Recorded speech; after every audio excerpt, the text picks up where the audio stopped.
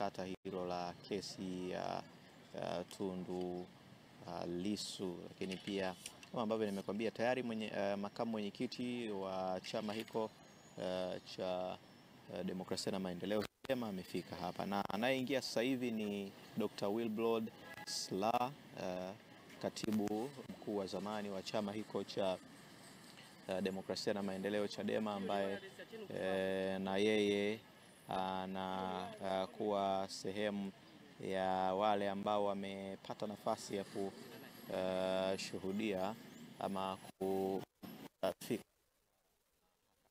kama ambavyo unaweza ukaona akipokea hapo na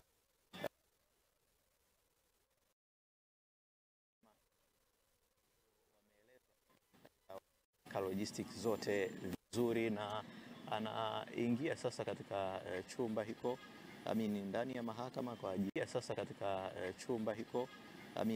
mahakama kwa ajili ya kuendelea na kusikiliza shauri hilo. Katibu wa zamani wa cha Demokrasia na Maendeleo Chadema, ambaye pia amewahi kuwa mgombea wa nafasi ya urais katika. Mimi naitwa Amina, ni mmiliki wa duka la nguo na vitu vya watoto.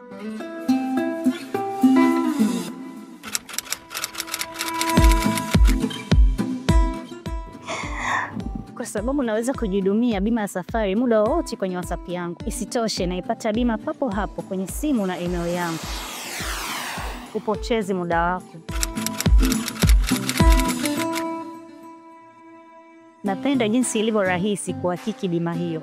Na uzuri zaidi, hata ubalozi unapoenda kuomba visa wanaihakiki wenyewe kwenye WhatsApp. Tumia BimaPapp kwa kupiga *150*51 alama ya reli, au kwa WhatsApp tuma neno BimaPapp kwenda namba 0764166066 ujipatie bima. BimaPapp, urahisi wa maisha.